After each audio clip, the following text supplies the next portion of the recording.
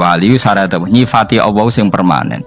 Ketika Allah mensifati dirinya Al-Hadi, zat yang memberi petunjuk, maka sifat ini lazimah abadi ila yaumil. Maka apapun rusak dunia iki tetap akan ada orang baik ila yaumil. Bukan karena orang ini hebat, bukan. Wong zaman rusak kok tetap bukan. Karena Allah yang Al-Hadi. Sing hebat berarti Allah, bukan kita. Coba kita hidup di zaman akhir. Wong wedok do katokan cekak, fitnah kayak apa? Kayak apa fitnah kita di zaman akhir? Perkara apa dadi fitnah? Jagone ra dadi menteri geger. Nak jenenge dunya. Jadi jenenge dunya, tapi tetep do saleh. Wong ibadah tambah ke kaji lo antri. Dal kaji 36 juta. Indonesia gua antri puluhan tahun. Wa qala ta'ala afa hasibtum annama khalaqnakum abatsan. Afa hasibtum mono to nyangka sira kabeh annama khalaqna mestine gawe ingsun kuwi sira kabeh tak gawe abasan khali ora ana gunane. Masa kamu ngira bahwa penciptaan kalian tuh gak ana gunane? Wa annakum lan nyangka sira kabeh. Wa annakum lan kowe nyangka sira kabeh ilena maring ingsun kowe nyangka latur jauna ora den balekno sira kabeh. Orang yang selalu berpikir bahwa dirinya itu teledor dalam hal taat, padahal Allah selalu baik pada dia. Kalau selalu berpikir gitu, mesti ya tawalladu dadi kalahirna minha sange hadil fikra al haya wisin. Wa hadza tafakkuru tailah mikir yazidu nambe apa tafakkur fi khaufika indal mati sira wedi minallahi sange Allah taala. Orang yang berpikir demikian terus isin terus dadekno wedi pangeran. Wa yahmiluka lan dorong apa iki hada ka ing sira alalau min nafsika ing atase modo awak sira mengkritik diri kamu sendiri wa taubihiha lan melehno nafsika wa mujamanabati taksiri lan ngeduwi pepeko wa mulazamati tasmiri lan mulazamah no netepi cangcut. Tasmir mana cangcut nopo serius nih, tasmir bahasa Indonesia ini serius. Kalau orang tahu dirinya gegabah pepeko dalam ibadah, kemudian tahu itu disalahkan Allah, pasti dia akan menjauhi taksir itu, sembrono itu, dan selalu nopo serius melakukan nopo ibadah. Mun kula terangno nggih masalah mulai fikrotun fi wa'dillahi ta'ala. Terus kita tahu di Quran, di hadis itu ada janji Allah, kemudian ada nopo ancaman Allah. Terus yang dijanjikan tentu para wali. Wali wong apik, kowe wali sanggepe wali. Wali amatir wali pokoke wali. Terus perilaku sing ora disenengi Allah. Kalau beri contoh nggih sing aman, maksudnya aman itu ada di beberapa kitab. Misalnya Fathul Mu'in. Fathul Mu'in itu kitab yang dipakai semua pesantren, kitab fikih. Itu kalau ngeritik kamu kalau mau sholat iku kudu ana melayune. Mane kula nu sering gawe syariat teng santri kula, pokoke nek jamaah mbok pira kadare iku ana melayune. Guling-gilingan nak kowe iku serius. Kan yo ora lucu misalnya dipanggil kiaimu terus mlaku sewantai kan koyo wong ora peduli no. Nah, dawe Mu'in itu sederhana oleh contoh. Karena Allah itu mengkritik orang munafik yang kalau berangkat ke sholat itu malas-malesan. Artinya fal kasal iku min sifatil munafikin. Malas-malesan adalah sifatnya orang munafik. Jadi kena ape sholat terus sampai angop terus rokoknya tindakno sik. Sewantes. Nah iku rontok. Rontok PKI rontok munafik kan. Wae rontok. Mergo sifat itu sifat yang napa? Munafik. Wa idza qamu ila sholati qamu kusala. Kalau mereka berangkat ke sholat itu secara malas-malesan. Nah, kebalikannya orang baik itu wasari'u ila maghfirati rabbikum. Kalau ada sesuatu yang potensi menjadikan maghfirahnya Allah itu kesusu cepet-cepetan. Ngan rata-rata kiai nak melaku iku banter. Guling-gilingan nak menuju barang apik iku ketok serius. Nah kiai kok mlakune lon-lon kemungkinan nek ra di dhuwit ya ketuan. Ora pati iso ngaji, jare sing anteng-anteng kuwi ana makonane, paham no? Sekali-kali nek ngaji pas marung ana tat ngaji mlayu nganti nabrak-nabrak wong. Iku insyaallah luwih keren apa? Tapi yo ngawur nganti nabrak-nabrak. Kalau cerita, dadi mulane kadang wong khusuk ora wali, Mas. Kowe nu angel dadi wali. Mergo nek ape ngaji ku angop niku ora wali-wali. Mulane iki mareni terakhir iki mareni ya. Jadi tumak nina itu ada batasnya, enggak boleh tumak nina fil khairi. Kalau kebaikan kudu wasa riwono kesusun. Sebagian ayat kebaikan diredaksen Allah fafirru ila wa firru ku melayu. Jadi kan apa ngaji kok lon-lon pejama itu gak seru, kudu napa? Melayu. Ono melayu nih, ono unsur cepet-cepet. Mulane kadang wong anteng ra dadi wali-wali mereka kenemenen. Paham ya? Ini peringatan ke wong Solo mbek Jogja nih. Nah bab iki ape wong Madura. Tapi nak hadis la takhdhab ape wong Solo mbek Jogja. Dadi kok plus minus apa? Madura soleh lah kandhani la takhdhab itu paling abot. Aja gampang muring-muring. Paling abot. Lan kula di santri Madura kathah. Tak kandhani pantangane hadisnya Madura la takhdhab. Mergo Madura paling susah nak disuruh menahan muring-muring. Nah wong Solo Jogja nak kon kesusu ra gelem. Ngalon-alon waton kelakon Muhammadan. Saiki jog ngaji dirubah no. Sing wong Jogja koyo Ruhin barang Melayu, sing wong Madura. Ora napa? Ora emosi. Jadi ya enggak apa-apa, memang kita tidak pernah sempurna. Nah, kula wong Pantura radi seneng miso wong Pantura niku. Mergo belah no. Tapi ini penting kula aturno, makanya ndak ada ibadah yang Nabi itu tidak kesusu. Bahkan saking kesusunya Nabi itu pernah ada kejadian dan ini enggak bisa ditiru secara fikih. Saya ulang lagi ini enggak bisa ditiru secara fikih. Ada air itu kira-kira ya hanya sekitar 100 meter. Tapi saya ulang lagi ini nggak bisa ditiru secara fikih. Nabi itu tidak wudu, tapi tayamum yang dekat sama debu di dekat kamarnya Nabi. Itu riwayat yang memang nggak bisa ditiru tapi harus dibenarkan. Ketika Nabi ditanya kenapa engkau tidak menuju air itu, jadi saya tidak yakin sampai air itu. Padahal saya kesusu nang suci. Jadi saking inginnya Nabi nang suci itu sudah yang dekat tayamum saya tayamum. Tapi saya ulang lagi ini nggak bisa ditiru secara fikih. Karena kamu tidak akan hadir kayak Nabi. Makanya ini tak peringatkan kamu kan tidak akan hadir. Meniru aku kira iso, meniru Nabi itu baru iso. Iso Gus nak niru yang jajal mau kitab koyo aku nak melengkar kabeh. Jadi Nabi pernah ngalamin itu ya. Jadi itu nggak sampai 100 meter ada air. Mungkin nggak sampai 50 meter bahkan. Tapi Nabi itu pas panik, mungkin saking hadirnya pada Allah ingin posisi suci, itu tayamum. Ketika ditanya al amru asra'u min dzalik, urusan bisa lebih cepat timbang itu.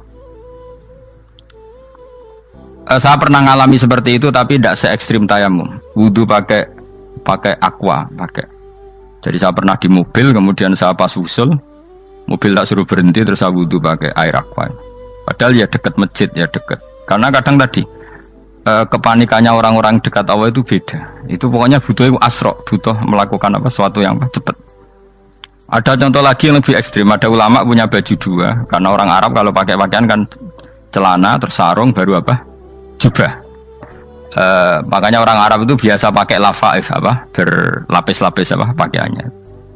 Ya pastinya pas kondisi ideal itu biasa lafaif. Ya kayak saya misalnya kan nggak pakai kaos karena orang priayi kan mesti pakai kaos baju. Cuma saya nggak pernah pakai jas, dianggap nganten malah repot. Kalau disungkan, kalau di jas kuatah kan. Gara-gara dianggap kiai roto-roto nak ngaji kan aku jas. Karena jaluk kan nggung kiai. Wah bingung, bos ngekek iku niat sakake, Gus Bak ora jas ora kelar tuku tapi ya ora ro. Niate elek bape ya ora ro. Kemungkinane iku nganggep aku ora kelar tuku terus ngekeki. Itu berarti suudzon yang terlembagakan. Kemungkinannya ya saking takzime wae kepengin kiai ini duwe jas. Utawa kemungkinan ini Gus Baik lu mau ben dikekno wong ra jelas-jelas ya. Enggak ngerti dan ndak perlu dikonfirmasi ben supaya ngamal. Lah kiai ini apa lagi wudu wong Arab lagi adus ning hammam. Hammam iku pokoke dhisik kan ana pemandian umum sekarang sama lah di. Pas di pemandian umum itu beliau ditunggoni santri nih, mulai dulu ya memang ada adat ya kalau kadang dia tindak itu tidak ada santri nih. Aku ragam jaran Mustafa, lah melakukannya gede malah loro kabeh. Jadi bandara itu sing roh terminal A1 ya aku, dek nih tiket ya aku lebih derek no, malah aku sing derek no akhirnya sembrono. Seloro kabeh tidak. Apa ya roh? Swarga ya roh, dek ini sebenarnya nak tuntun ya roh. Singkat cerita, si kiai tadi dengar, Fulan saya minta baju karena yang miskin ini di dalam kamar mandi itu mestinya ya udah. Kiai sudah di kamar mandi, itu bilang ke santrinya, Cung baju itu kasihkan satu sama yang minta tadi. Terus kata santrinya, ya Syekh, Halla badaan ghusal tambok kamu jangan ke susu. Kamu mandi dulu, engkau mandi dulu baru ngasih. Terus kata beliau, hati saya pas itu ingin ngasih. Setelah mandi saya selesai, mungkin hati saya sudah rubah, ada ingin apa? Ngasih. Jadi cepat itu imma takut mati sehingga kamu tidak sempat melakukan kebaikan, wa imma takut rubah. Apa? Takut rubah. Kan iso wae pas adus karena mungkin lagi seneng-senenge kena banyu, lumo. Barang 200 medit. Kan yo ora roh. Wah anak pas lomo lakoni wae engko kan iso medit. Atau pas sampai lomo wis mati. Potensi jadi kita ini mengejar waktu mati dan mengejar berubahnya pikiran apa? Berubahnya apa? Pikiran. Pokoknya walhasil dalam semua kebaikan teksnya Quran itu fafirru ilallah, lari. Firor itu maknanya apa? Lari. Itu yang saya minta lah. Jadi apa tradisi tertentu. Tapi memang tradisi tumak nina itu bagus. Saya hormat sama orang Jogja, Solo, Magelang itu hormat. Tradisi tumak nina itu bagus. Tapi kadang kenemen. Karena ada momen di mana kita harus ke susu. Misalnya kebakaran kan ke susu. Kalau takut kebakaran saja kita harus ke susu, apalagi ini kebakaran rokok, kudu spring, kudu lari. Ya, jadi ini kita harus fair. Makanya guling-gilingan. Saya tuh kalau manggil santri kok kurang lari itu tak marahin. Bukan karena saya ingin bikin syariat. Kalau mau jamaah gitu, sa'i samu kudu mlakune iku beda. Makanya sa'i itu kan maknanya melaku kecil. Itu hebatnya Islam. Tawaf itu kan yang 3 kali pertama itu disuruh romal itu lari-lari apa? Kecil. Sa'i juga sama. Itu guling-gilingan kita ndak boleh sowan pangeran dingin-dingin saja. Mangkelo lho. Cara pangeran terus ana wong tawaf mlaku mbek angop terus santai. Iku bangune apa ibadah. Kangen aku ta ora kok saenake dhewe. Nek melayu kan seru. Apa? Senajan wis ketemu pangeran Gusti paringi sugih wis ngono lah pokoke. Ya ora kurang ajar melayu ku susu jebule jaluk ya apa? Sugih. Ya eling-eling ya. Jadi ini kula suwun lah. Tapi ora 100 gebut mlaku 120 iku ngawur nek iku. Pokoknya ana kesusune lah. Entah berapa kadarnya itu ana. Mergo istilah pangeran apa wasari'u bergegas lah. Ya napa? Makanya Nabi dulu pinternya gitu. Ada Bani Sulaim, Bani Ghifar itu punya adat tumak nina. Itu sama Nabi dipuji. Adat kamu bagus tumak nina, tapi dikurangi tumak ninahnya kalau dalam kebaikan harus ke susu. Ada daerah yang temperamental. Dikandani Nabi la taghdab. Ya sama seperti di kita kan. Orang Madura di bab musyawarah ahlal khairat mungkin bagus, tapi di la taghdab kurang. Orang Solo, Jogja di tumak ninah bagus, tapi di musyawarah kurang. Jadi makanya ini barokahnya ngaji ya dirubah sidik-sidik. Maksudnya yang plus minusnya itu dirubah. Karena saya belum pernah menemukan tag orang baik itu diredaksikan tenang, tapi semuanya redaksinya apa? Wasari'u itu apa? Bergegaslah, fafirru, larilah. Jadi fafirru ilallah, maka larilah. Firu itu lari apa berjalan? Lari. Supaya maksudnya lari itu tidak harus lari kayak pembalap itu enggak. Pokoknya ada unsur kesusunnya gitu. Ada unsur bergegas. Dan karena ada etis memang, misalnya saya sebagai anak dikasih tahu babak atau kangkang Gus ibu sedang gerah serono swantai itu kan kayak gak ngergani wong tua. Kudu ono melayu nih.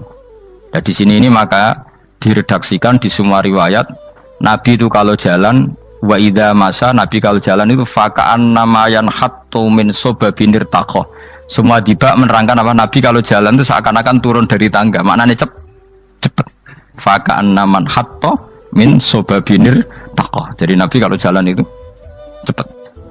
Ya dong nih ya. Paham ya? Ngiling-ngilingan. Nah, ciri utama berpikir secara Qur'ani adalah apa? Kamu mencari sifat-sifat wali Allah. Dan ternyata sifat wali-wali Allah itu musyaroah ilal khairat, kalau melakukan kebaikan ke susu. Dan sifat orang munafik itu kalau melakukan kebaikan bermales-malesan. Wa idza qamu ila sholati qamu kusala. Sehingga kata Fathul Mu'in, kalau kamu sholat kudu ono kesusune, ono nasate, guling-gilingan kamu biar tidak berkategori munafik. Karena orang munafik kalau wa idza qamu ila sholati qamu kusala, kalau sedang mau sholat malas-malasan. Nah intinya gitu, cara jadi mufassir, cara jadi pemikir Quran yang baik apa? Sifatnya orang baik dikumpulkan, kemudian kamu ingin diri itu. Sifatnya orang buruk kamu kumpulkan, kemudian kamu menghindari sifat itu. Misalnya Allah cerita Fir'aun. Fir'aun itu penyakitnya apa? Istagna, merasa kumoluhur, merasa tercukupi semua. Itu sifatnya apa? Fir'aun. Tapi sifatnya orang baik itu ya Yuhannasu antumul fuqara'u ilallah. Sifat orang baik adalah merasa fakir, merasa enggak siapa-siapa di depan Allah Subhanahu wa taala. Sehingga keangkuhan itu sifat Fir'aun, merasa fakir, merasa enggak siapa-siapa adalah sifatnya orang baik. Makanya nadumanya Habib Abdul Haddad masyhur itu. Ana abdun soro fakhri dimna fakri, itu yang sering dinyanyikan, dilakukan para wali-wali itu apa? Ana abdun soro fakhri dimna fakri. Jadi ana uta ingsun abdun kawula. Soro ingkang dadi apa fakhri kebanggaan ingsun iku dimna fakri mergo fakir ingsun. Jadi saya ini hambamu ya Allah, yang sebagai kebanggaan saya adalah saya selalu butuh kepada Engkau. Karena ciri utama orang jelek adalah hidup seakan-akan nggak butuh sama campur tangannya Allah Subhanahu wa taala. Kalau saya punya uang pasti senang, punya jabatan pasti senang. Saya jadi menteri mesti beres semua, saya jadi gubernur beres semua. Merasa bisa semua itu min sifati Fir'aun, itu sifatnya Fir'aun. Tapi kalau kamu jadi menteri, jadi gubernur, saya tidak siapa-siapa tanpa pertolongan Allah. Saya kiai pun tidak bisa apa-apa tanpa pertolongan Allah. Saya orang baik pun tidak mesti dijamin baik terus tanpa pertolongan Allah, sehingga selalu la haula wala quwata illa billah. Saya bisa menghindari maksiat ya karena Allah, bisa melakukan taat juga karena Allah. Nah, orang yang seperti ini itu jenis ana abdun soro fakhri dimna fakri. Saya ini adalah hamba yang menjadi kebanggaanku adalah karena saya selalu fakir, selalu butuh kepada Engkau. Ini penting kalau terangkan, jadi supaya orang terbiasa. Dan kalau seneng ngaji ini paling seneng. Kenapa saya ngaji seneng? Karena tadi kebaikannya Allah, nikmatnya Allah saya omongkan, sehingga dengar orang banyak bahwa Allah itu baik, Allah itu zat yang kita tuju, Allahu Somad. Jadi kalau saya jadi wali karena di kamar 40 dino paling terkenal wali, terus wong salam template yo ndongakno, terus untung aku ora untung blas. Lan cara bapak wali be ulama iku mulya ulama, wali iku nak terkenal wali paling banter wong sowan nggo gula, sing untung ndekne. Tapi kalau ulama menerangkan kebaikan, orang dengar semua, akhirnya Islam menjadi siar. Mana bodoh-bodoh tadi wali ulama, ambek wali ku ya dhuwur ulama. Mbok ambek kuwe dhuwur kuwe mergo ora ono makome itu sih. Terbangem kan cepet kaya kapuk, tapi cebloke tok laut. Wong nek ora di makom iku kaya kapuk. Terbangnya cepet, tapi gak tahu jatuhnya di mana. Dieling-eling ya, dados kula suwun sangat. Selama ini adat kita buruk. Nak nyongko anteng apik juga anteng fil khairat. Ketika kebaikan pun respon kita anteng, tidak boleh. Dalam kebaikan harus musaroah, harus apa? Musaroah. Musaroah itu kesusu. Nah itu makanya filosofinya apa? Kalau tawaf pertama juga kon cepet. Sa'i namanya ya sa'i. Sa'i maknanya apa? Lari-lari kecil. Jadi kalau bahasa Arab itu masya yamsi masyan itu jalan biasa. Kalau sa'a yas'a sa'yan itu jalan agak lari. Makanya darani sa'i. Kau oleh sa'i kok leha-leha ora oleh. Tapi aja terus numpak skuter balapan yo aja. Mulai bingung wong saiki. Nah wong sepuh numpak skuter pantes saiki sing nom-nom lah do numpak skuter. Terus nek sing wengkek pasangan suami istri skuteran pun tuaf. Aku wis kodho malaikat ing barno aja tampa. Mangkel wong. Lagi ini sing hafal Quran ngalim diselipi ya perkara ade kono kanggo skuter. Aduh maten. Ijek enom nak tuwek tak malu. Ijek enom kan. Iku wajib mbok pasutno kan. Pasute wong fikir mandi yakin. Wah, nak yo terlalu senajan sah yo tapi terlalu. Ijek enom. Padahal bualah pan serwet mesti. Iya karepe Arab Saudi ngono dolen. Cara kula penguasa Arab sing tuwek tok mati tak oleh sing nom-nom tutuki ngono. Tapi yo pancen yo sanak saya sah sekedar sah. Tapi terlalu. Mosok sowan pangeran nganggo skuter muter. Aduh. Nah, sembrono. Yo coba lakoni ku awas yo. Kecuali guys tuwek mati wis ngono. Tuwek tok rame mati yo aja. Aneh-aneh. Ya maksudnya kesusu orang ngono iku. Tok budi wae. Wa minha anta tafakkar nggih. Eleng-eleng nggih, wae-wae nggih napa sifatnya orang baik yang di Quran itu kita pelajari, lalu kita tiru. Misalnya sifatnya orang baik termasuk apa itu? Ala inna auliya Allahi la khaufun alaihim wa lahum Tidak pernah punya rasa takut, rasa gelisah itu harus kita tiru. Karena kalau kita punya rasa gelisah itu biasanya lama-lama agak ridho, bek kodok, kodar. Itu kudu ceria. Lu kalau sebagai manusia sering susah, tapi saya paksa, susah itu saya hilangkan.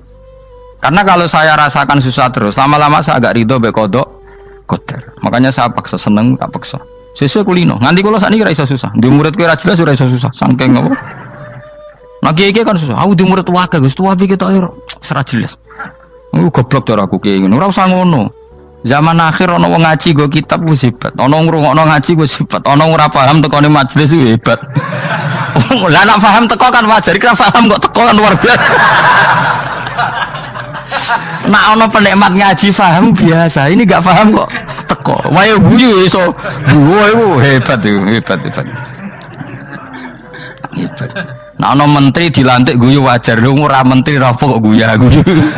Iku kemungkinane loro, saking waline saking gedene wis moro. Pokoke seneng ibadah. Mergo sifate wali iku la khaufun alaihim walam, ndak ada rasa takut, ndak ada rasa susah. Lho kula sebagai manusia kadang ya khawatir. So anakku nasibe piye, putuku nasibe piye. Tapi aku anggereling saya ada ya karena Allah. Dan saya punya rezeki karena Allah. Orang lain di sana banyak orang kaya, padahal gak anakku. Berarti yang menciptakan kaya itu tidak saya. Buktinya orang lain yang gak anak kita kaya banyak, sukses banyak. Kenapa kita menjadi seakan-akan pelaku sejarah? Kadang orang kan berpikir, ya akhirnya orang mesti maslahat dari kamu.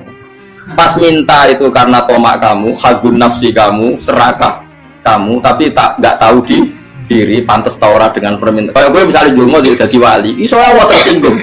Bocah atau tirakat atau jalur jadi wali. Tapi gak dulu ya Allah tersinggung, kira tahu dulu. Jadi orang kalau tidak wali itu sudah keliru terus. Jadi bukan di sepuro, tapi tak kira itu ada. Jajal gitu maju wali kok sabtu kok dirjilan. Kira-kira Allah tersinggung ngapa nyembah jadi? Kira-kira tersinggung. Tapi misalnya kira tahu dulu kok pengen kau Imam Syafi'i, Allah tersinggung. Bocah ora di idola. Terus ikut.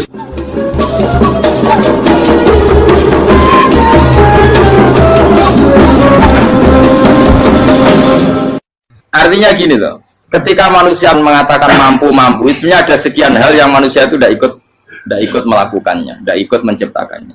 Misalnya kue nyupir, supirana enak, punya pengalaman, tidak kecelakaan karena apa? Nyupir kue enak, mobilku normal, mobilmu normal lah, atau wabrak mobil yang mabuk gak. Nah di sini ini manusia dituntut, diingatkan terus, kamu itu butuh Allah, rahmat Allah itu yang melindungi kamu, bukan keahlian kamu, bukan kecakapan, karena tanpa itu semua tidak bisa, semuanya Allah. Ya, tapi manusia tadi gara-gara misalnya tadi mobilnya normal, dia punya keahlian nyupir, terus mengklaim kalau keselamatan dia itu karena hati-hatinya dia, karena mobilnya normal. Padahal ada sekian catatan yang menjadikan dia selamat dan semuanya itu kudrahnya Allah Subhanahu wa Ta'ala. Misalnya gak ditabrak wong mabuk, gak ono gempa, gak ono bumi merekah. Misalnya kita pintar nyupir lah, terus bumi mangap, terus kita templung nggak apa-apa. Kemudian daerah-daerah kayak ya rasa tak sebut nomor itu. Kira tahu muka siapa yo, bener mari tak sebut nomor yang ngeri.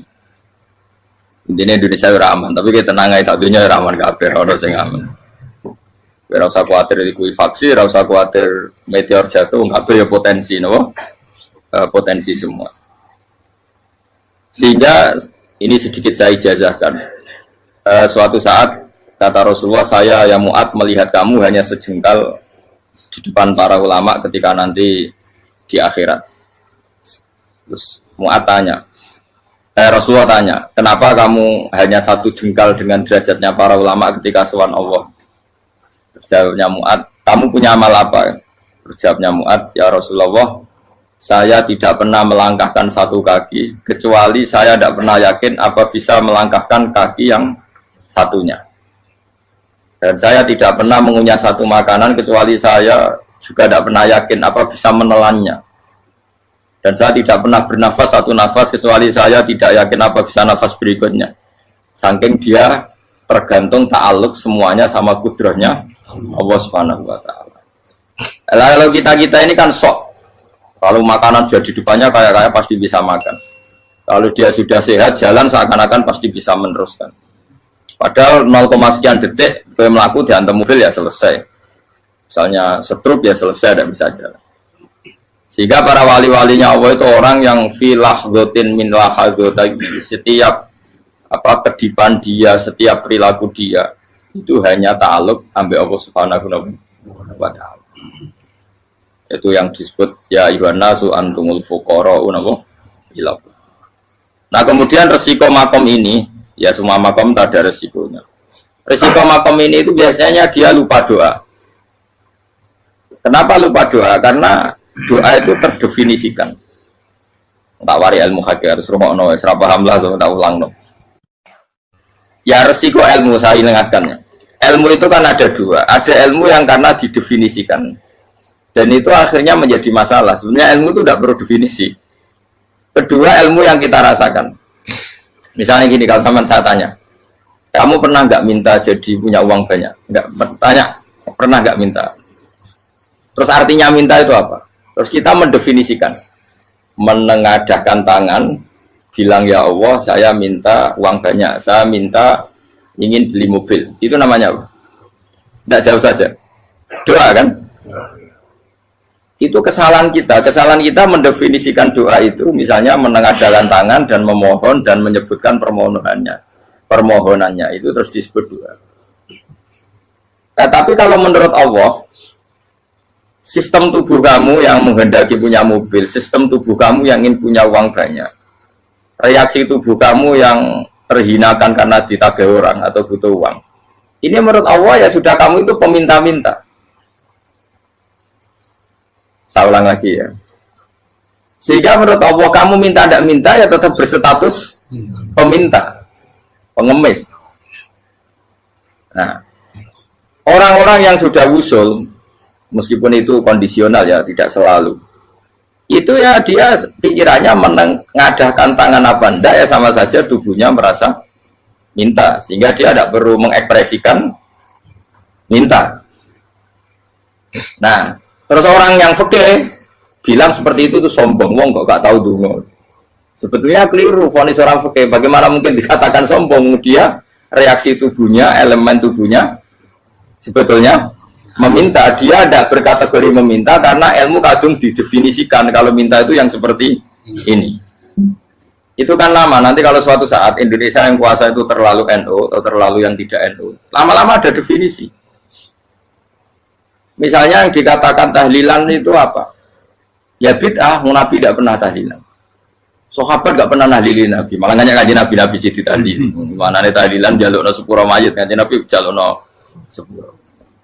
Sehingga dengan tradisi itu tahlil itu masuk definisi bid'ah karena nggak pernah dilakukan sahabat dan para tabi'in. Ya salahnya kamu definisikan. Tapi kalau udah kamu definisikan, diarani tahlil, ya mau la ilaha illallah. Terus mungkinkah satu bacaan la ilaha illallah dilarang? Wong ra oleh maca kalimat tauhid. Jadi misalnya tahlil itu nafatno kalimat tauhid. Oke toh orang arah iso dilarang tapi nak tahlil itu mitung dinani mayit kaya budo, soalnya kriminal. Enak, ya sudah seperti itu. Makanya banyak orang salah itu karena ilmu kadung didefinisikan. Nah, definisi itu sebenarnya tidak mengikat dalam banyak hal. Ini penting saya utarakan. Ya karena seperti itu.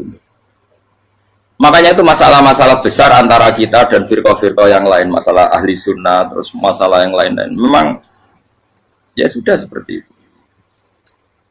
Ya saya ulang lagi ya. Ketika Nabi Ibrahim mau dibakar Namrud, itu masyhur cerita itu. Dan kemudian jadi Nabi namanya Habib Syahid. Habib Syahid itu sebetulnya hanya ngutip Habib Abdul Haddad. Jadi syair itu sebenarnya ada di Diwanul Haddad. Apa? Diwanul Haddad. Diwanul Haddad itu syair-syair Abdul Haddad ketika beliau usul, beliau mukasyafah. Terus bagian dinyanyikan Habib Syahid menjadi populer. Saya ulang lagi ya. Tubuh kita, misalnya kamu lapar, perut kamu kan mereaksi minta makan. Andaikan kamu itu Tuhan, kan kamu tahu bahwa perut kamu itu minta makan. Tanpa kita bilang ya Allah saya minta makan, Allah tahu kalau reaksi tubuh kamu minta makan. Sehingga orang yang tidak minta pun asal makomnya makom yang ikror, mengakui kalau dia butuh, ya namanya sudah minta. Tapi fikih kadang mendefinisikan sing darane minta itu hanya madhep kiblat terus menengadakan tadi dan sebagainya. Ya sudah kita sebagai orang pengikut ya yang ikuti fikih, yang ikuti tasawuf sebetulnya itu definisi yang sepihak. Sehingga ketika Nabi Ibrahim mau dibakar Namrud, masyhur itu cerita itu. Beberapa hari mungkin bulan-bulan orang disuruh Namrud cari kayu sebanyak-banyaknya. Ketika kayu sudah terkumpul mungkin satu lapangan, Ibrahim mau dibakar. Pegawainya Namrud itu bingung caranya mencalok Ibrahim. Mereka saking gedene napa? Api. Nak dicalok ke ado itu ratok tengah. Nak diparekno itu kepanasan. Masyhur. Terus setan zaman itu orang akeh dadi setan tenan. Saya kan duplikatnya sakit, jadi setan rata muncul. Wong duplikatnya wis napa? Akeh. Singkat cerita setan itu muncul pura-pura jadi manusia terus ditemukan manjane. Manjane kayak semacam ketepil besar yang jadi mana ya dari kiai-kiai ketepil haram, mereka penemunya setan. Jadi ini tuh. Tapi nak manjanik penemunya setan itu betul. Walhasil terus dibikinkan satu manjanik semacam ketepil besar terus Ibrahim dilemparkan ke api lewat apa ketepil tadi idenya siapa setan. Nah ketika di tengah api itu unik, kata malaikat Jibril datang terus tanya sama Ibrahim, ya Ibrahim apa kamu butuh saya, butuh alakah haja, apa kamu punya kebutuhan? Jawab Ibrahim lah, saya tidak punya kebutuhan. Amma ilaika fala, kalau ke kamu ndak, karena kamu makhluk apapun keren kamu Jibril tetap kamu makhluk. Amma ilaika fala. Nggak, maksudnya butuh ke Allah nanti saya nyampaikan. Malah dinya Nabi Ibrahim kalau Allah tidak usah kamu sampaikan ya sudah tahu. Gua be Jibril. Oh, aku ditekak kan. Ya saya ulang lagi. Apa kamu punya kebutuhan? Alaka hajalah ama ilaika fala, kalau ke kamu ndak. Ndak maksudnya butuh ke Allah nanti saya sampaikan. Karena Jibril yang mentang-mentang dekat sama Allah dan tukang memberi informasi. Saya kata Ibrahim, kalau ke Allah sih tidak perlu kamu, dia sudah tahu. Nah itu terjadi nazamanya Habib Abdul Haddad masyhur itu apa? Hasbi min su'ali ilmuhu bihali. Jadi cukup ilmunya Allah itu menjadikan saya tidak perlu minta. Hasbi min su'ali ilmuhu bihali. Jadi ada kondisi tertentu yang para wali itu, saya ulang lagi, kondisi tertentu yang para wali itu ya tidak minta. Tapi kalau itu ditiru jenengan semua ini jadi keangkuhan. Kenapa? Wes ora ndonga tangane ditenangkan. No, atine ora eling pangeran. Kan asline ora njaluk tenan. Itu jadi wali-wali. Nah, wali-wali itu kan misalnya tangannya tidak menengadah tapi semua sistem tubuhnya merasa butuh sama Allah. Saya itu pernah ya. Tapi itu kondisional dan saya juga ngulang enggak mesti bisa. Ketika saya umroh itu pernah saya ada satu kondisi itu doa ya di putaran pertama kos. Di putaran pertama saya berdoa ya agak banyak di multazam. Putaran kedua mau berdoa sudah tidak berani lagi. Sampai ke-7. Hari kedua ya tidak berani, hari ketiga tidak berani. Nah seperti itu tidak bisa dibuat-buat meskipun saya juga agak ingin. Tapi ya pas itu ya nggak bisa. Gara-gara itu korban kitab hikam, ya kitab hikam yang terkenal. Kitab hikam itu pernah cerita gini. Rubbama dallahum al-adab ala tarkit tolak. Terus di antara makalahnya itu wa inna ma yunabbahu man yajuzu alaihil ikhfal. Tapi kamu jangan niru dosa kan. Tapi jangan ingkar ilmu ini tambah dosa kowe. Jadi niru ya dosa, ingkar ya dosa. Jadi ada seorang wali kata hikam. Kadang-kadang seorang wali itu mau doa diulang itu sungkan.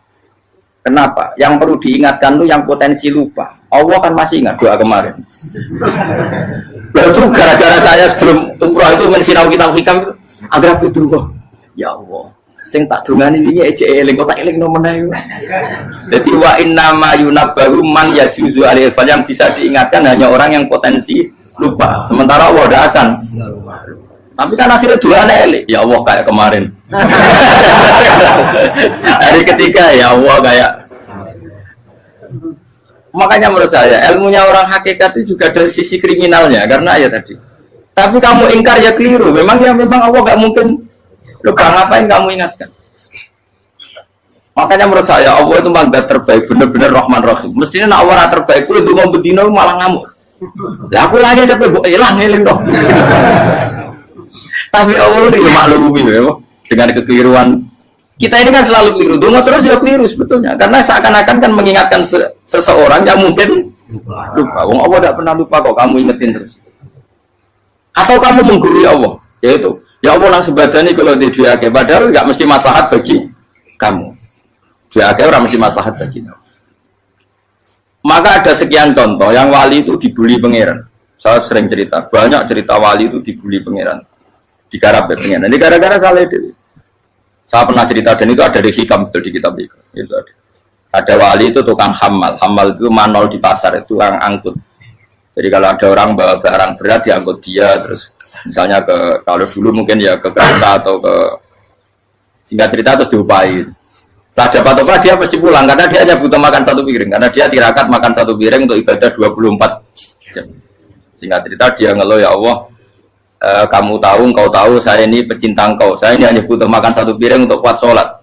Tapi kenapa harus jadi juru manol? Berilah saya rezeki yang tanpa kerja. Nah, selang sekian hari dia dituduh maling, terus di penjara, terus dapat rezeki tanpa kerja. Dia terjawab kenapa jadinya gini? Kan kamu minta rezeki tanpa kerja. Ya itu penjara itu rezeki tanpa kerja kan. Jadi Allah memperlakukan para walinya itu memang unik. Ya kadang dibully. Sehingga dalam cerita-cerita kenabian tata qadiyat itu nggak ada orang yang sering dibully Allah kayak nabinya. Karena nabi itu orang yang dicintai Allah. Jika salah sedikit saja itu toro pangeran, toro kampus itu digarap, dibontor, salah sedikit. Misalnya begini, Nabi Yakub itu kan nabi. Dia mungkin nyon jauh nggak tersadar nyembelih apa itu anak sapi itu di depan indukannya. Ya beliau mungkin spontan saja, Pak. Kalau kamu yang melakukan pasti tidak ada hukumannya karena Allah dapat peduli sama kamu sudah lah. Artinya nggak peduli salah pantas saya nggak jelas ya gitu. Tapi ini Nabi. Ketika itu terus indukannya sapi tadi ya Allah Yakub itu kekasihmu. Saya tidak berani sama dia karena dia kekasih. Tapi saya tetap menuntut keadilan. Dia harus merasakan susahnya dipisah dengan anak. Meskipun dia tidak nuntut rasanya roh anak sebelah itu tidak ada ekstrim itu. Sapinya itu hanya nuntut ya Allah dia harus merasakan sakitnya terpisah dengan anak. Akhirnya Allah menciptakan Yakub mengalami terpisah dengan Nabi siapa? Yusuf. Itu kalau kata qadiyat, itu kalau yang melakukan tidak Nabi pasti nggak dibully Allah, dibiarin. Karena Nabi ini yang melakukan. Nah. Terus ini Nabi Yusuf lagi, malah rasa daftar wali berat. Nabi Yusuf itu di penjara itu karena terdolimi apa karena memang dia salah? Terdolimi. Dan Nabi Yusuf itu Nabi. Nabi Yusuf itu Nabi betul memang benar-benar. Meskipun ganteng dia Nabi. Syaratnya Nabi ganteng, kira-kira melebu. Nabi itu harus ganteng, nggak boleh. Nabi elek ora oleh. Karena Allah izin di kekasih keriting elek. Allah yang diselera. Kabeh Nabi mesti yang paling ganteng di kaumnya, yang paling nasab. Nggak boleh Nabi kok pesek, keriting, enggak boleh. Tapi kalau sudah jadi orang soleh boleh kan. Tapi kalau Nabi tidak boleh. Nabi Yusuf bukan, masyhur kan cerita Nabi Yusuf dengan siapa? Zulaikha. Dan belum ada orang dalam keadaan darurat masih cerdas kayak perempuan. Jadi singkat cerita, ketika Yusuf diajak Zulaikha selingkuh gak mau kan keluar dari kamar. Delalah kebetulan wa alfaya sayyidah Rajal. Itu si Zulaikha tadi spontan langsung bilang, wahai suamiku, apa hukuman orang yang ingin menodai keluargamu? Itu wong wedok. Padahal dia agak terencana, dia pun nggak bayangkan kepergok suaminya. Itu dalam keadaan kepergok itu masih cerdas. Suamiku, apa hukuman orang yang mau menyelingkuhi keluarga Anda? Singkat cerita suaminya murka, terus Yusuf di penjara, terdolimi. Ketika di penjara, kemudian Yusuf punya keahlian mentakwil apa? Mimpi. Kan tadi suaminya Zulaikha itu tidak sampai raja ya, kira-kira PM atau menteri. Raja itu punya mimpi yang bisa nakwil itu hanya Yusuf. Singkat cerita terus utusan raja datang ke Yusuf dan takwilan Yusuf terbukti benar. Tapi Yusuf ini seorang nabi, saya ulang lagi Yusuf seorang nabi dia tapi ya manusia. Bilang gini ke utusannya, coba bilangkan ke raja kamu di penjara ini ada orang yang di penjara secara terzalimi yaitu saya. Tolong laporkan ke majikan. Itu Allah tersinggungnya itu bukan main. Nabi kok lapor makhluk. Itu tersinggung. Nah, aku kan gak piye. Kowe ngajakno proposal ya ora piye-piye. Wis pokoke Allah kowe wis ra piye-piye wis. Wong sampean swargane ya ora langsung wae ngono pokoke kira-kira kan sudah enggak perlu ditegur. Makanya fa'an sawi syaitanu dzikra rabbi fala bitha fi sijni bid'asi. Maka Allah mentakdirkan utusan raja tadi itu lupa melaporkan peristiwa Yusuf ke raja tadi, sehingga raja nggak pernah dengar kalau ada orang di penjara karena Allah tersinggung. Wong kowe ku nabi kok lapore ambek penguasa. Ngono tok iku wis Allah tersinggung.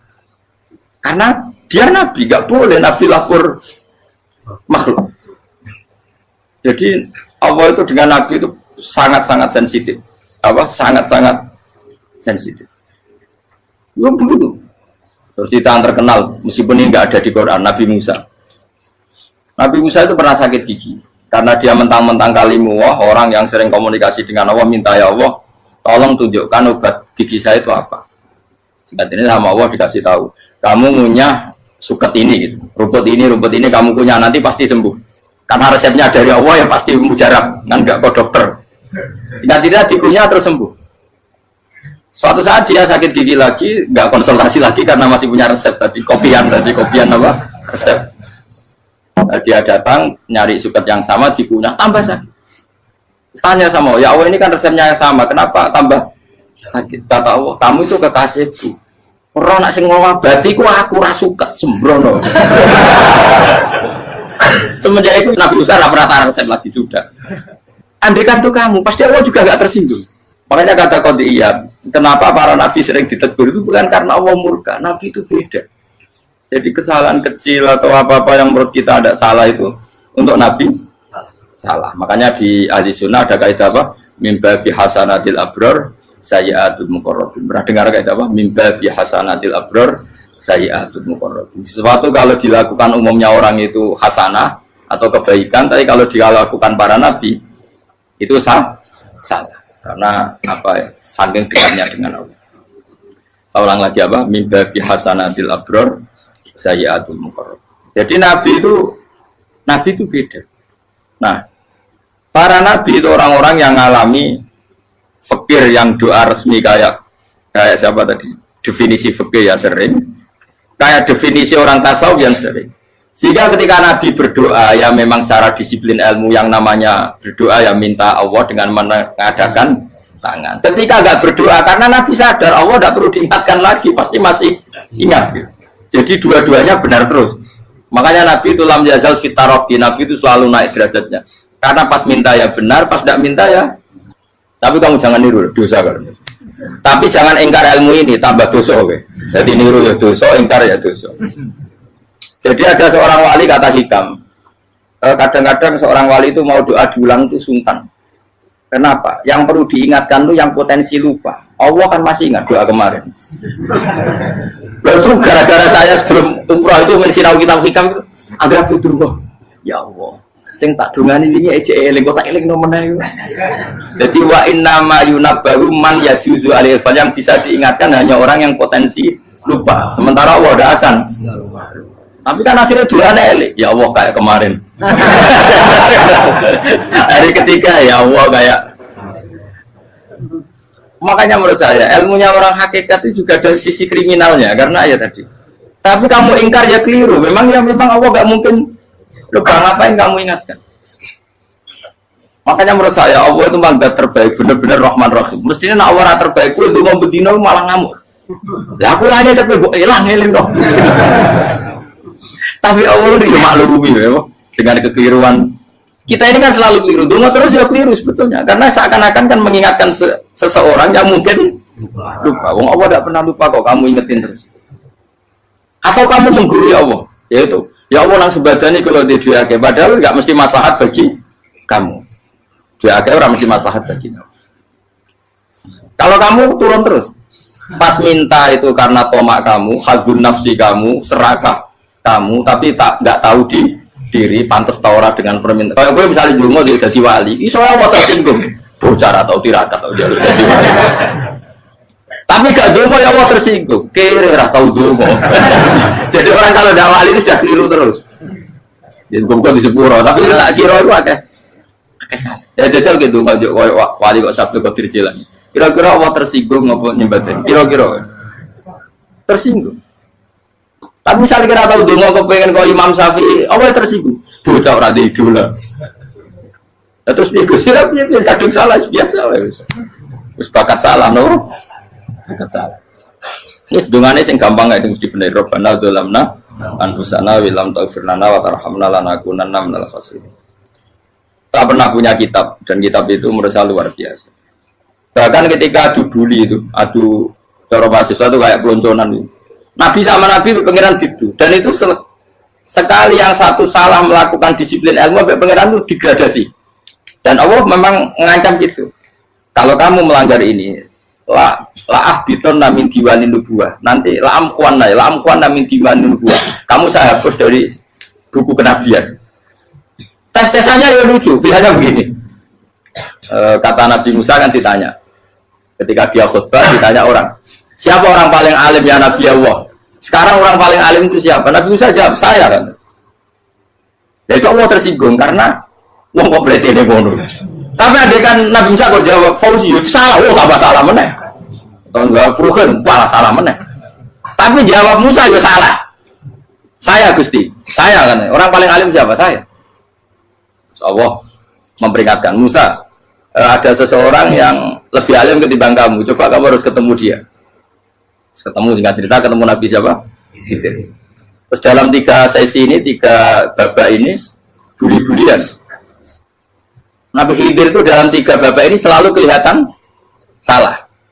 Di antaranya adalah cara sekarang ya mungkin di gonjak sepeda motor atau perahu kalau dulu yang menggratisi dia numpangi sepeda motor malah spionnya dicopot gitu. Spionnya dicopot, dirusak. Tapi Musa kan sudah digratisin malah rusak yang motornya yang apa? Menggratisin. Nabi Khidir masih tenang. Kamu tidak paham. Ya, Nabi Khidir mesti distok kamu tidak paham. Itu kata surahul hadis termasuk Ibnu Hajar al-Asqalani bilang gini. Setelah itu kedua membunuh anak kecil. Musa tambah marah. Anak yang belum punya dosa kok kamu sampai 3 kali ada 3 peristiwa. Itu kata surahul hadis. Andai kan Musa kok diam tidak protes, maka dia akan disalahkan Allah. Karena dia berarti membiarkan kemungkaran di depan matanya tanpa reaksi. Jadi sebetulnya ketika Musa berontak itu Nabi Khidir, Nabi tenang gitu. Jadi itu kan unik. Tapi berontak yang disalahkan. Jadi angel sandi tes-tesan jadi Nabi itu angel. Misalnya kalau Nabi Musa itu kayak model santri Jawa Timur, Nabi Khidir salah, derek mawon. Ya nabi jero barang mungkar. Menengae. Berarti ya Nabi goblok kira-kira. Makanya memang Musa harus konsisten seperti itu, harus demo terus. Kayak saya misalnya sebagai kiai, ya harus seperti ini cara mulang saya. Nggak boleh saya misalnya terus anut mulang terus tawadu semeneng terus karu-karuan. Jadi andaikan Musa kok tidak protes itu malah salah. Ya memang harus. Dan itu Nabi Khidir, Nabi tenang. Makanya Nabi Khidir akhirnya respect. Tidak ada hati sebaik kamu Musa. Risi itu gak nyaman ketika melihat kamu. Jadi itu punya poin. Tapi lucunya Nabi Khidir yang jalan. Tak ada rasa kok minta kok. Tapi harus disalah no. Ya aku dari Nabi Musa. Ya jajal, gaya peristiwa meneh aku tak sabar rata kok. Kok jajal nih. Barang dijajal ya protes meneh. Barang protes meneh, tinggal 1 kali kesempatan. Kowe takok meneh, wis ora dadi muridku. Dikasih kesempatan lagi, ya protes meneh dek nomor. Tapi itu justru itu menjadi kelebihannya Nabi Musa karena syarat seorang nabi adalah al-musara'ah ila inkaril munkar kata Ibnu Hajar al-Asqalani. Syarat seorang nabi adalah secepat mengingkari sesuatu yang mungkar. Enggak boleh. Ya toh misalnya kita jadi murid terus gurumu itu gandeng artis atau gandeng penyanyi dangdut. Dia derek mawon. Jadi guru bener gila kok. Tapi kalau orang guru tersinggung, ora hikmah itu. Kan bingung no. Di guru itu kan bingung no. Kalau kayak di guru jadab, orang Jawa Timur apa? Gurumu gandeng penyanyi dangdut. Reaksimu piye? Jadi saya takut. Ayo loh, nak elek kan gak iri. Biasanya nak elek itu nak iri. Kamu Pak. Sing ayu, sing potensi iri. Kira-kira reaksi kamu itu milih derek mawon apa berontak?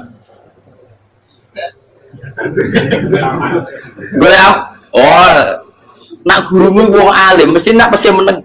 Muridku giok, tidak sensitif. Roh barang mungkar dilakukan di depannya kok tidak reaksi, tidak protes, tidak gebet tenang. Tapi lucunya guru mau nak protes, gak ada akhlak. Guru lagi senengnya kok rawat. Nah Nabi itu kan buli-bulian. Jadi Nabi Khidir dengan Nabi Musa itu tepat-tepat. Karena dua orang ini sama-sama kekasih Allah. Itu Nabi Musa justru barokahnya itu dia tidak pernah kelasmennya di bawah Nabi Khidir. Semua ulama sepakat kelasmennya Musa tetap di atas Nabi Khidir. Sehingga yang berlakunya tetap ilmunya Nabi Musa, bahwa membunuh anak kecil tidak boleh, merusak perahu milik orang lain tidak boleh. Karena Allah tetap lebih respect dengan ilmunya Nabi Musa. Nabi Khidir tetap ilmunya nggak dipakai, meskipun dia disebut hakikat. Karena ilmunya Nabi Khidir ngani ngoyo, wong ape mutus kok ngenteni kinceng loh mahfud. Lah sing iso iku sapa? Barang ra mungkin kok. Makanya Nabi Khidir terakhir menutup kalimatnya wa ma fa'altuhu an amri. Dzalika ta'wilu ma lam tasdi alaihi sob. Aku dhewe nglakoni iki ya ora roh, wis ditakdir nglakoni ngene. Dadi Nabi Khidir ya ora paham. Jadi wa ma fa'altu an amri itu akhir kira-kira artinya saya sendiri tidak melakukan ini karena inspirasi saya sendiri atau keputusan saya sendiri. Tahu-tahu saya ditakdir melakukan. Karena pas itu Nabi Khidir disetting semuanya dengan ilmu hakikat, yaitu bayi tadi memang kutiba kafiron, kutiba kenapa? Kafiron. Memang dia nanti kalau umur nganti tua ditakdir mati kafir. Daripada mati kafir nanti, ya sudah mati sekarang. Tapi nggak mungkin kan ada syariat daripada soben beling mateni kecil. Orang syariat tetap ikut Nabi Musa. Makanya kata Ibnu Hajar Al-Asqalani itu uniknya Allah sama para wali-walinya. Wali ku klirullah itu tetap disenangi pengen. Terus pengenan nabi ini kecil-kecil kan, yo pada nak wong. Terus keempat kan. Tadi kan saya punya contoh 3, ini contoh keempat, ini terakhir. Agian kok ilmu merah cukup tetap salah bingung nggak? Nabi itu minggat itu boleh tidak? Tanpa pamit, minggat itu pergi nggak pamit itu boleh tidak? Tidak boleh. Rasulullah meskipun kayak apa disakiti di Mekah itu tidak pernah minggat, tidak pernah hijrah. Saya ulang lagi, karena butuh izin. Tapi Allah pernah punya kekasih yaitu Nabi Yunus. Nabi siapa? Yunus. Itu Quran meredaksikan ya abako. Abako itu terjemahnya apa? Minggat. Kalau pergi itu tidak ada. Tapi ini Allah meredaksikan itu abako. Abako itu ya minggat. Nabi Yunus itu dakwah di daerah Nainua. Nainua itu ya Babylon sana. Kampungnya namanya Nainua. Ya daerah Babylon. Babylon itu kalau di geografis modern ikut Irak. Ikut mana? Irak. Jadi Kufa, Basra, Babylon. Terus siapa itu yang ngalahkan pasukan Yahudi dulu itu Buktanasor, Hebukat, Nasir itu ikut mana? Babylon, apa? Babylon. Bama unzila alal malaka ini di Babila Harutama. Makanya kalau ulama-ulama melihat Irak kacau sampai sekarang itu tidak kaget. Irak itu Ardun Mal'unah kalau di kitab-kitab. Bumi yang memang sudah terlaknati mulai dulu. Sehingga ketika ada kasus Saddam Hussein sekarang itu ulama tidak kaget. Zaman Rasulullah Sugeng itu Irak itu termasuk sudah bumi yang guna keazalah. Jadi di sana pasti banyak fitnah. Fitnah pertama yang dicatat sejarah adalah Mautul Husain, apa? Kabudutnya Said siapa? Husain di Karbala. Era Imam Syafi'i adalah zaman mifnah, ulama dibantai karena dipaksa mengatakan Quran apa? Makhluk. Terus konflik-konflik sampai era Saddam Hussein terus era sekarang jadi. Lah kita ini ulama sebenarnya tahu tarikh itu. Tapi di era modern kan dianalisis karena campur tangan ini itu ya sudah lah. Sebab goblok pun daripada ngebantah-bantahan malah kamu. Ibu goblok, ibu pinter. Sekarang kan analisisnya kan, wah ini ada campur tangan pihak ketiga diciptakan nih saunu ini. Ya kalau intelijen harus ngomong seperti itu. Kalau kita seperti ulama memang dari dulu dicap Nabi hunalika az-zalazil wal fitan. Saya teruskan. Nabi Yunus itu dakwai kaumnya itu lama sekali dan tidak iman. Nah semua nabi kalau kaumnya tidak iman itu diberi hak Allah ngancam akan adanya adab apa? Ngancam akan adanya adab. Nabi Yunus ngomong gitu terusin. nanti kalau kamu udah iman, lu pasti kena azab.